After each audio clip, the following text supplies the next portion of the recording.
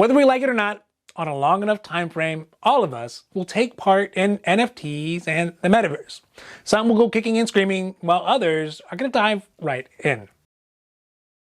All right, so let's dive right in. Oh wait, first, now, I am not a financial advisor. This is just for entertainment, and NFTs are super duper risky investments. So if you are going to buy one or buy them, make sure you do your own homework and make purchases based off your own personal research, not mine. Okay, so with that out of the way, as I start exploring more and more about NFTs and the metaverse, there's always the question in the back of my mind as to whether or not NFTs and the metaverse and the blockchain writ large are just passing fads, or are they the next phase of human financial evolution? I mean, I can imagine if you're watching this video, you're probably in that same boat.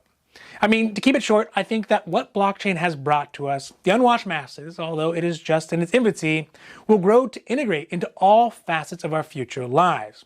And those early adopters will stand to benefit immensely as NFT influence, usage, and value continues to go up.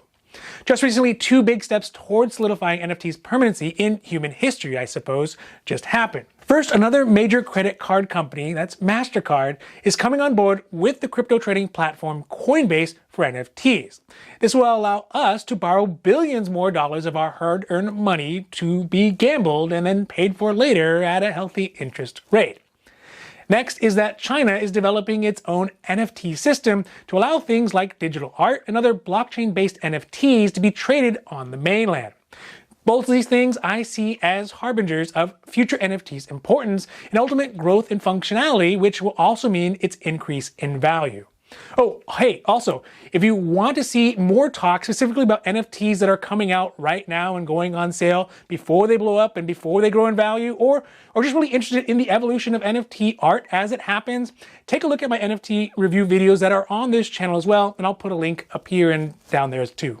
Okay, so first, let's talk about the new partnership that is being forged between Mastercard and one of the largest crypto trading sites, Coinbase. Last week, Mastercard had said that moving forward, they're going to start collaborating with Coinbase to allow Mastercard's debit and credit card holders to purchase NFTs in the new Coinbase NFT marketplace that's going to be opening soon. This marketplace is going to compete with the current NFT selling giants like OpenSea, Gemini, as well as others. The ultimate goal of the collaboration, though, is to remove the various barriers that currently exist as a result of the disjointed nature of the NFT space. This is because right now, if you wanted to buy an NFT, you would first need a normal bank account of some sort, then purchase crypto, either Ether or Bitcoin or others, through a crypto trading site like Coinbase, TradeStation, or Binance. Then you would need to move that crypto to a wallet, collect it to an NFT marketplace, and then once you buy your NFT, move it back. Each step of the way has things like gas fees that exponentially increase the cost in time and money for people to purchase NFTs and ultimately limit who can participate in the space. With Mastercard connecting directly to Coinbase, though, they're hoping to eliminate some of the processes required to purchase an NFT and make it faster as well as less expensive. Essentially, they're going to try to cut out the middle people and, well, replace it with themselves. This is yet another promising step, though, in a global sense, because Mastercard is one of the two pillars of the credit industry, along with Visa, who has also started a foray into the crypto space, which is going to vastly expand the pool of buyers, traders, and creators of NFTs rapidly. Even some of the more stodgy credit cards, like American Express, have said that they are looking into the crypto space as well, although AMX specifically said that it's probably not going to likely happen anytime soon. So good luck to all you millionaires out there buying ape NFTs directly with your AMX Black cards. Now, of course, this is a sign of the end of the startup ethos of crypto, NFTs, and blockchain overall. That rugged individualism, decentralist, and anarchic nature of early adopters of the space who really appreciate their privacy, for one, to put it mildly, and subversive nature of having non-accountable funds floating around, it's all going to start getting squashed as we have continual steps towards transparency as well as more centralization. But I guess that's kind of sort of the way things go. Like punk music or bare knuckle boxing and UFC or NFTs, the medium is going to list towards the biggest markets, which have the most money, which are going to mean more centralization, less risk, less profit, but wider appeal. Of course, the other issue lies in the reality of being able to use credit to purchase highly risky assets like NFTs. For folks like myself, I look at NFT as art. Maybe the next Picasso will be the creator of these NFTs. But for those folks who are speculating in these early stages where the tenets, boundaries, and understanding of how the value of NFTs fluctuate are not really fully hashed out yet, they could find themselves in some serious trouble if they use credit to leverage their purchases of these risky crypto assets. Now, the other thing I want to talk about today is the creation of a parallel NFT market by China, who had earlier last year made things like crypto actually illegal.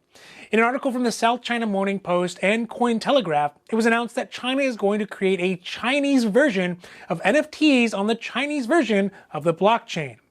In this Chinese version, they refer to NFTs as distributed digital certificates, or DDCs, that are basically NFTs, but with one big difference, which is that the party will be able to know all of who the members are in the network and who is holding what. Because if there is one thing that the Chinese government loves to do, it's to party. Thank you. Okay. But also they like to know who and what and when and where and how and why all these things are happening and who has all the money in these DDCs.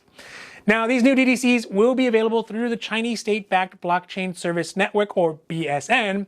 According to Yifan He, the CEO of a major tech support provider, Red Date Technology in China, NFTs, or DDCs in this case, will not have any legal issues in China as long as they are not attached to Bitcoin or any other cryptocurrency. So of course that leads me to guess or wonder or try to figure out how it's all going to play out when the art or the NFTs or the DDCs that are produced touch on politically taboo subjects in China. Like, I'm not going to get there this time. Maybe next time.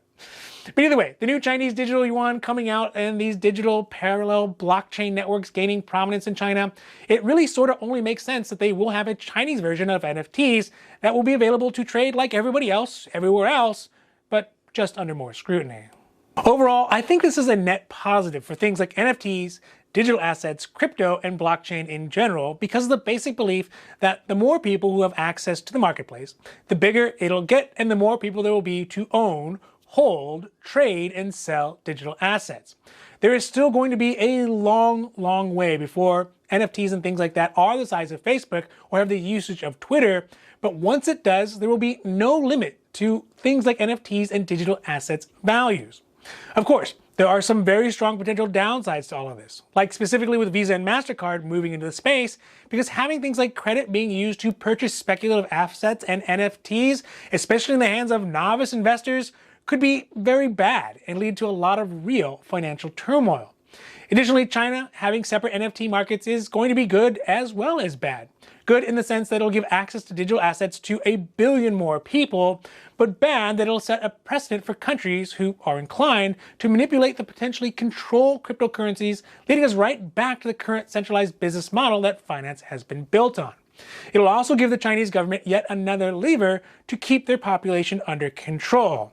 That aside, China is really showing some innovation in this space and in the digital real estate realm, as they too are trying to create a digital Chinese land like Decentraland or Sandbox that can be used, of course, through their system and controlled by them.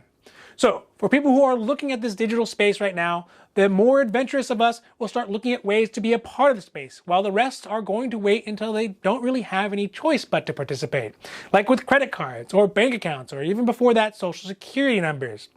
But for the time being though, if you are lucky, if you are smart, and if you are quick, you might be able to make your fortunes before the rest of the world and their regulations ever catch up. So thanks for watching today, and I hope you enjoyed this video. And if you did, please don't forget to like and subscribe so you can see when my newest videos get posted. So have a great rest of your day and make it awesome.